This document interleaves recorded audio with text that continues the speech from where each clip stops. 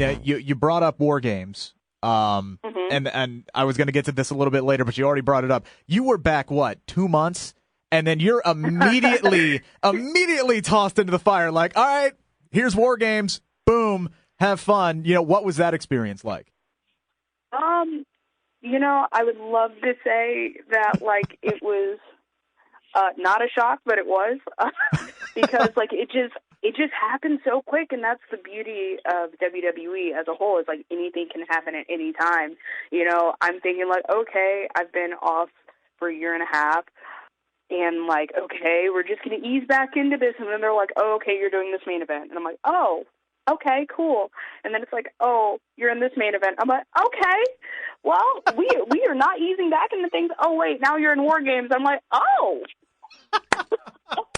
all right, I guess we're doing this, and I think that is such a relief that they trust me to be in those positions to deliver those matches.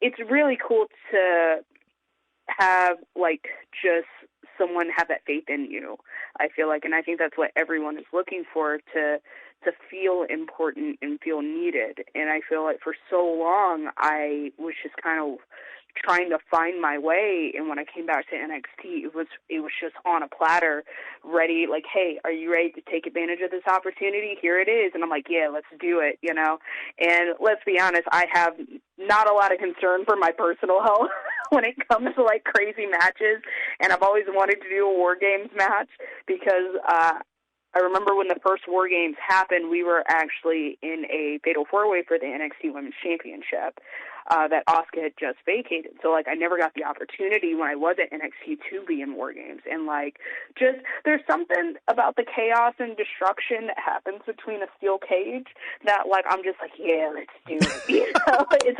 It's the rebel in me.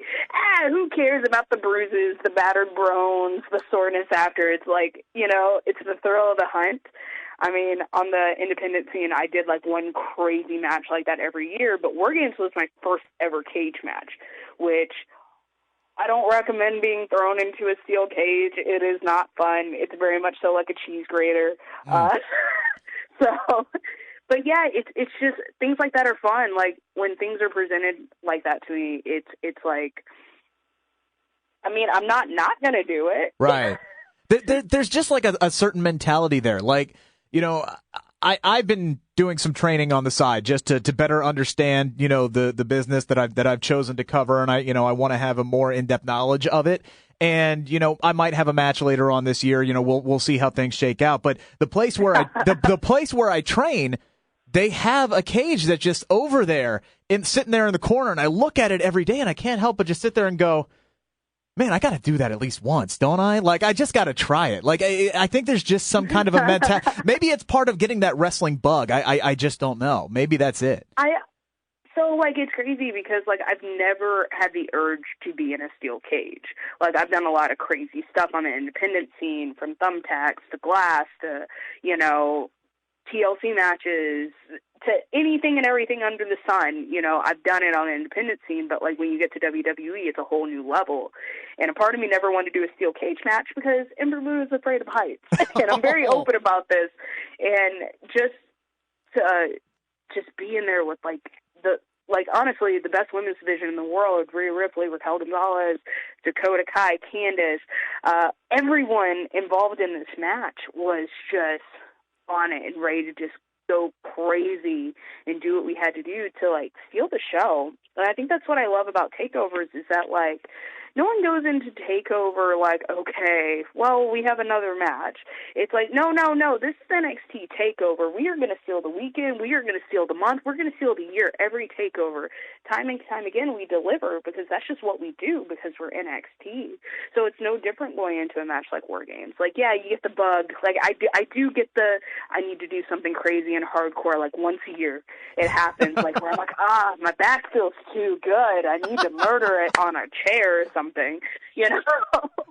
And it's just really cool to be able to be surrounded in that atmosphere where everyone is on the same page as you.